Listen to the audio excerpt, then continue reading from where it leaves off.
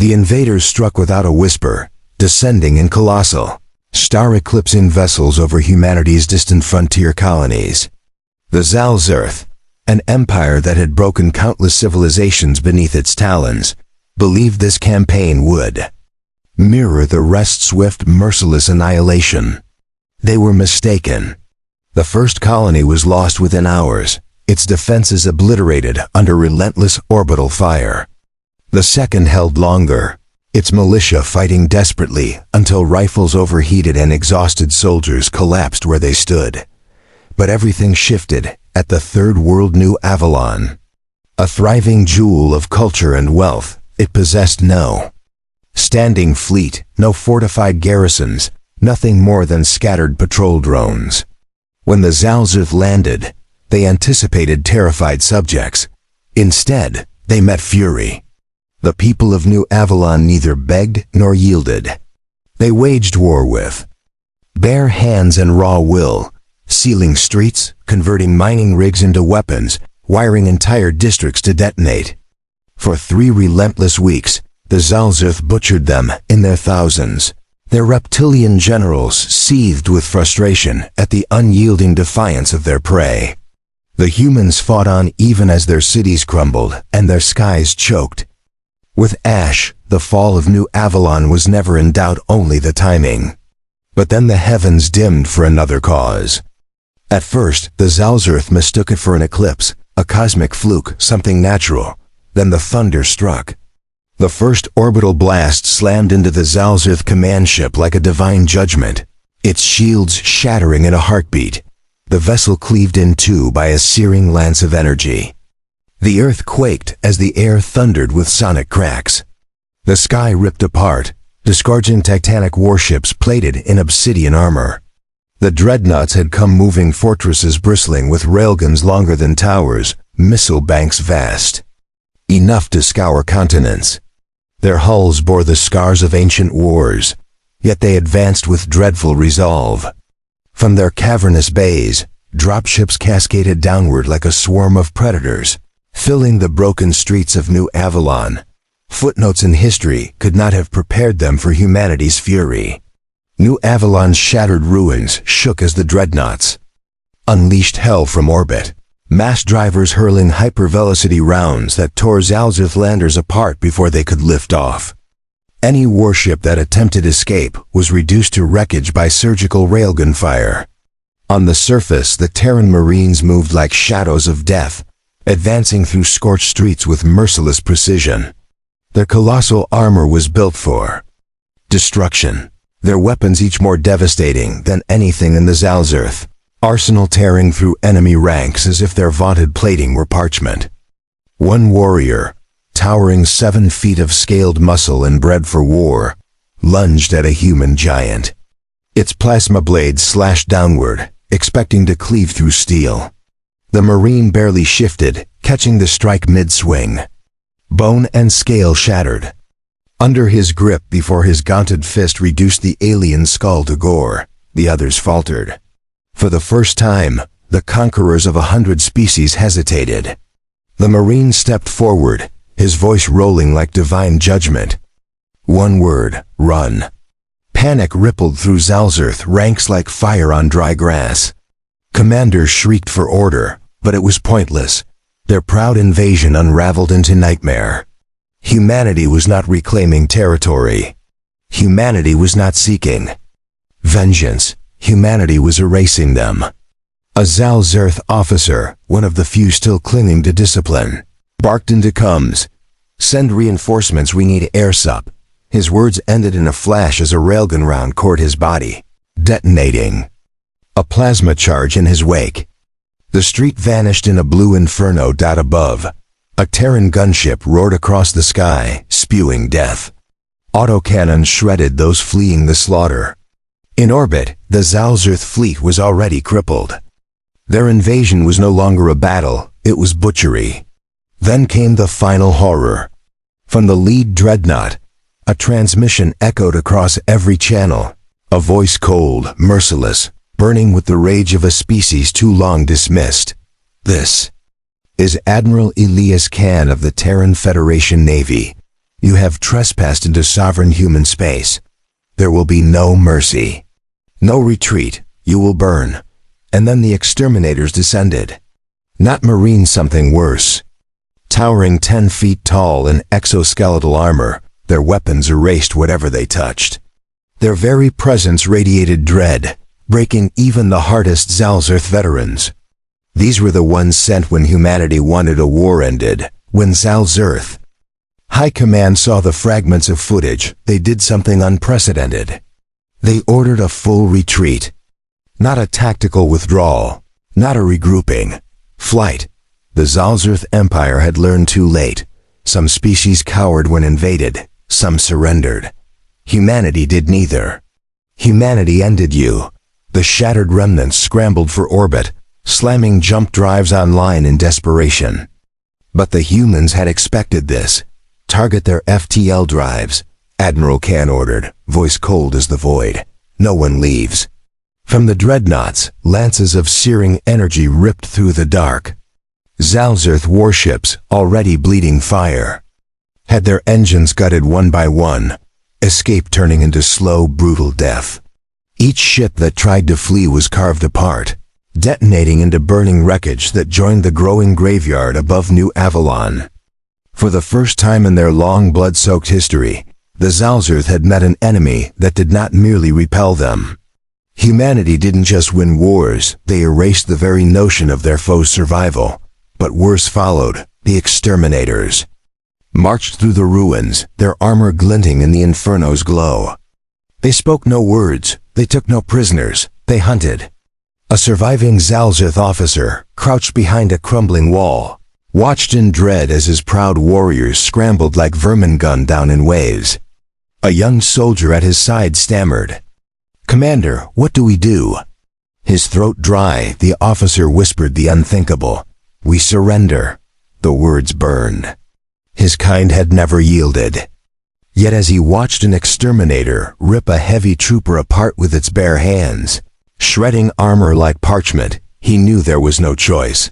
He broadcast across every channel.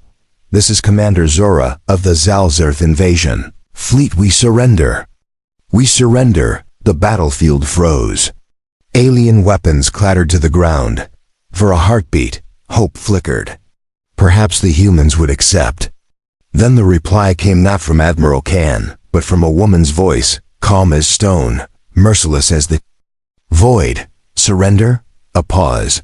"No." The exterminators opened fire. Relentless, unstopping, executing without hesitation.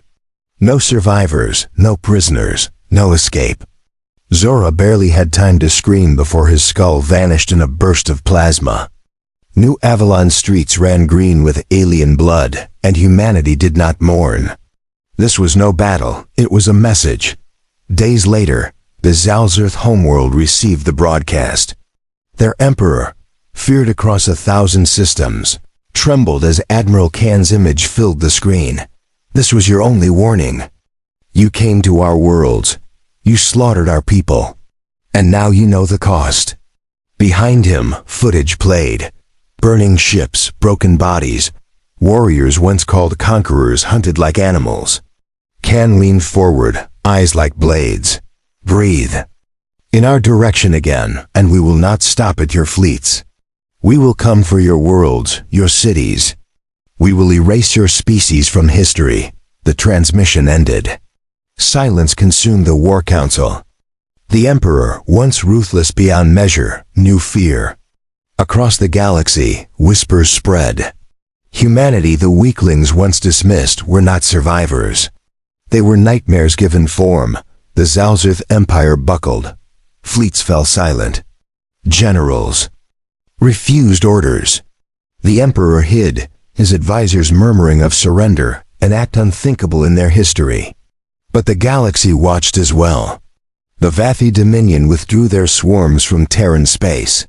The Calf Syndicate slavers of humankind vanished.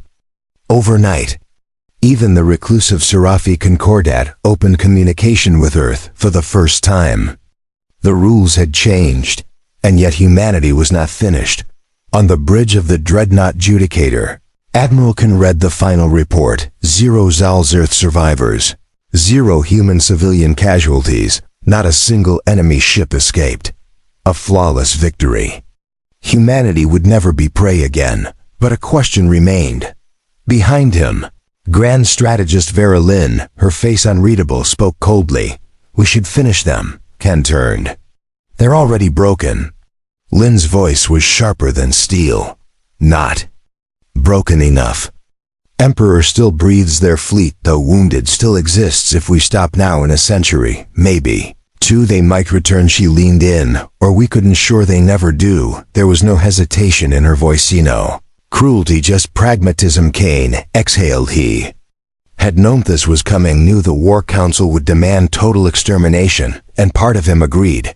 But another part, buried deep, wondered if this was the line, the moment where humanity crossed into something else. The Zarth had made their choice when they invaded. They had sought to exterminate humanity. Now humanity had to decide, would they simply defeat their enemies, or would they become something far worse? Kane turned to the hollow map where the Zarth homeworld gleamed.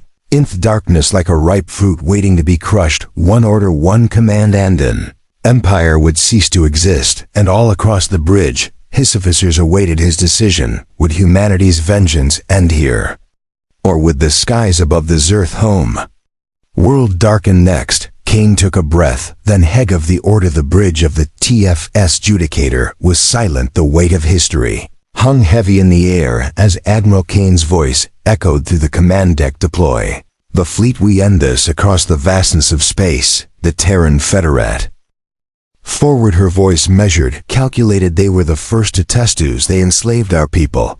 They burned our colonies. They cheered as our ships were destroyed. Now they're afraid. They've retreated. But fear for Desmarais fades. She locked eyes with Kane. "If we stop here, if we let them recover, we'll fight this war again in 100 years. Kane's fingers tightened around the edge of the table. He had given the order to wipe out the Zal Zarth. He had watched as their home world burned, as their cities crumbled to nothing. He had made humanity's message clear. But now it was different. Thevathi were not the Zarth. They had not invaded Earth. They had not burned New Avalon. They had enslaved humans, yes. They had fought against human colonies, yes, but they had never declared total war. Destroying them would not be vengeance, would be conquest, and Kane wasn't sure if humanity was ready for that, or worse, if they already were. He exhaled and stood. "No." The word cut through the room like a blade. Lynn raised an eyebrow. "No." Kane met her gaze. "The war is over. We won. We don't need to become what they feared." We were silence.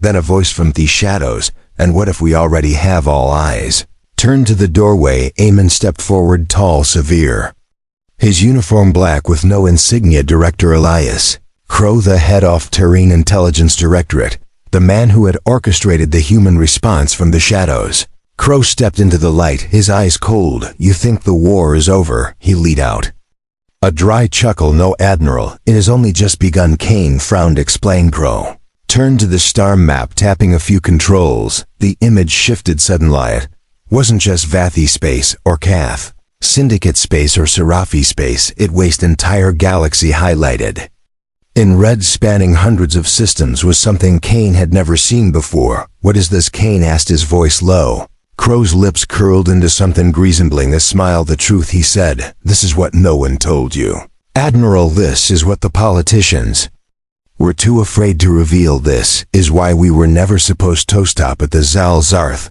Kane's jaw tightened. "What the hell are you talking about?" Crow stepped forward, his voice turning razor sharp. "You thought the Zarth were the enemy. You thought the Vathi were a threat, but they're nothing. They're just players in a game much larger than you imagined." He zoomed in. A black zone appeared at the edge of the galactic map, a place with no recorded history, no known empires, just silence. Kane narrowed his eyes. "What is that?" Kuryok's held. "The ones who are coming." A chill ran through the room. Even Lynn, ever composed, stiffened slightly. Kane folded his arms. "Who?" Crow's voice was grim. "The architects." The name sent a ripple of unease through the War Council. Kane had never heard it before, but the way the others reacted told him they had. He took a step forward. "Explain."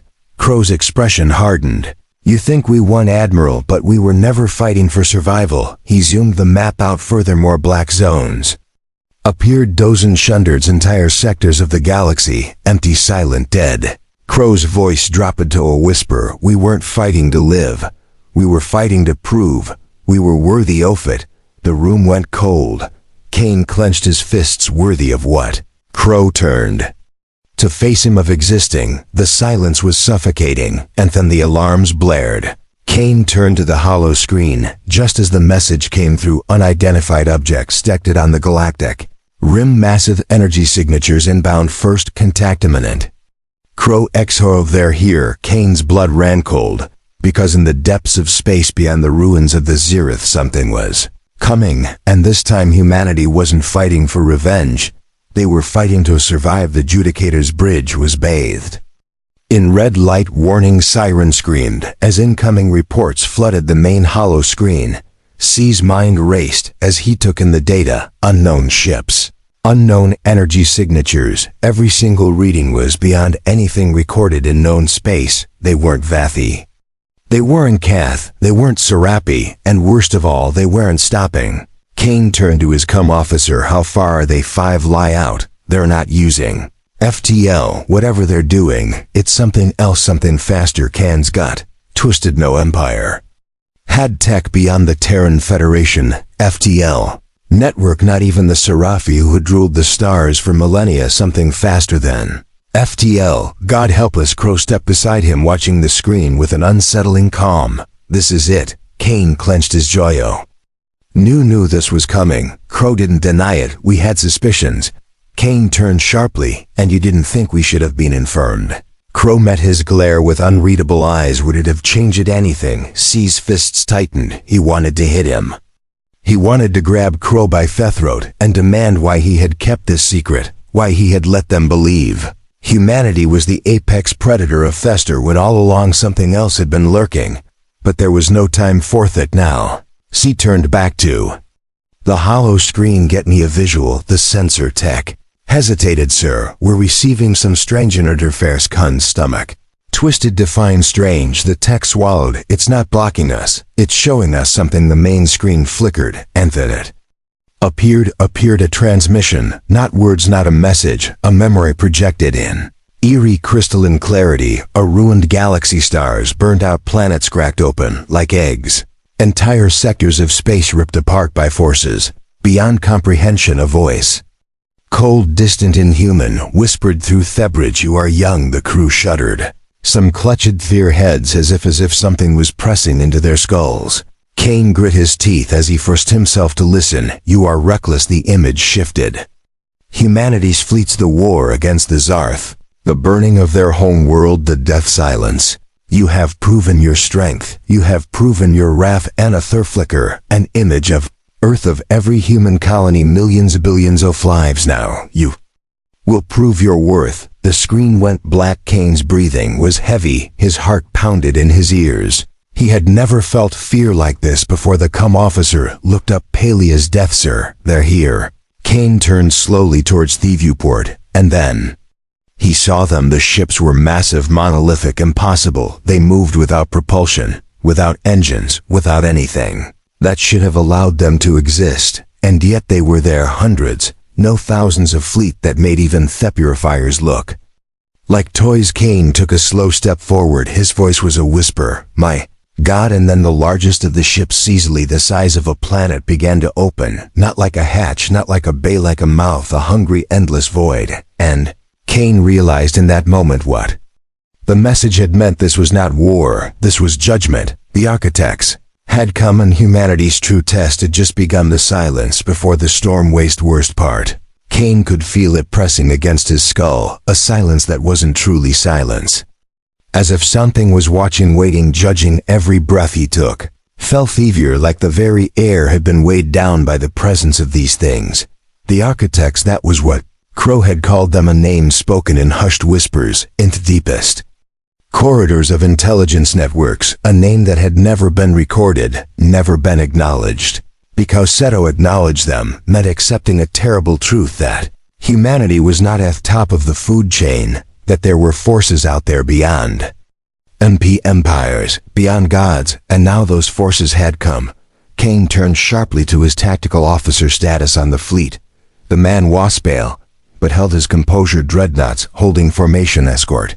Squadron standing by. We are combat ready, Sir. Cain exhaled. It was a lie, and they both knew it. Nothing could be combat ready for what loomed before them. All ships raise.